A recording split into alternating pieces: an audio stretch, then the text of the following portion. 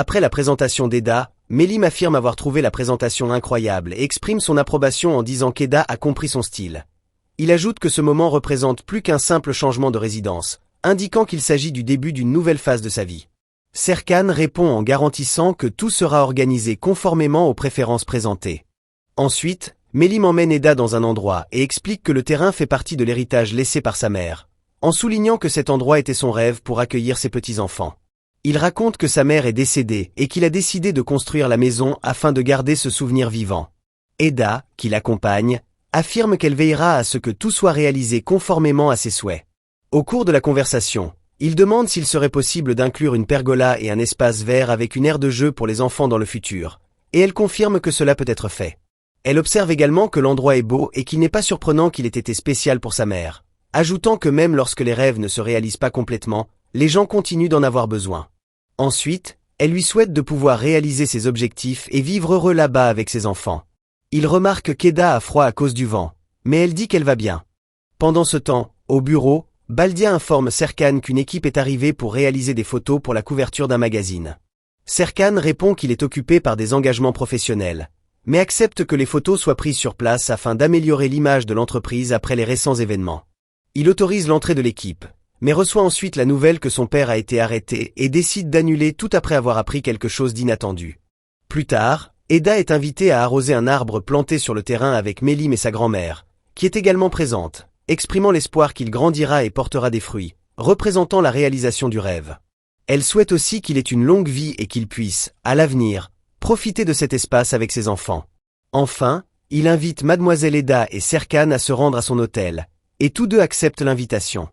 De retour au bureau, Serkan remet en question pourquoi son père serait impliqué dans de la fausse monnaie, affirmant qu'il n'en a pas besoin et qu'il s'agit probablement d'une rumeur.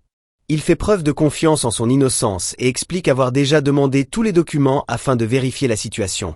Selon lui, quelqu'un pourrait essayer de nuire à la famille, possiblement la même personne qui a déjà causé des problèmes auparavant. Au cours de la conversation, l'hypothèse que le père de Serkan puisse être impliqué est évoquée, mais Serkan rejette cette idée, disant qu'il connaît bien son père et qu'il ne ferait jamais une telle chose. Face à cela, il suggère que l'accent doit être mis sur des actions concrètes afin d'éclaircir l'affaire. Adira affirme que le mieux est d'agir avec prudence et mentionne qu'un plan est déjà en cours, garantissant qu'elle fera tout ce qui est en son pouvoir. Ils évoquent également le fait que le père de Serkan est suivi par des médecins et que son état de santé est sous contrôle. Ensuite, Serkan décide de partir immédiatement afin d'obtenir plus d'informations, tandis qu'Elgin tente de le convaincre de ne pas agir impulsivement, lui rappelant qu'il ne pourra pas tout résoudre seul et qu'il a de nombreux engagements en suspens.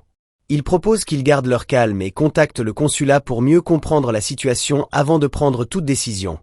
Plus tard, Serkan confronte Eda en disant qu'il ne comprend pas pourquoi elle évite la conversation, tandis qu'elle affirme qu'elle ne fuit pas et qu'elle se tient devant lui. Il insiste pour savoir ce qui se passe, mais elle hésite avant de déclarer qu'il n'est pas possible de poursuivre leur relation. Serkan remet cette décision en question, suggérant qu'elle reflète l'opinion de sa grand-mère, et Eda confirme que, bien qu'il s'agisse de l'avis de sa grand-mère, elle est d'accord avec cela. Malgré tout, il soutient que l'amour entre eux est réel et que rien ne devrait les séparer, tant qu'ils se battent tous les deux pour cela.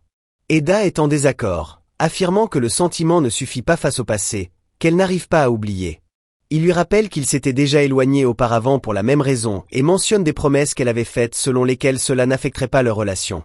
Eda explique que, malgré ses paroles, les souvenirs restent présents et deviennent comme une blessure constante, renforcée par l'influence de la famille et par ce qui s'est passé dans le passé.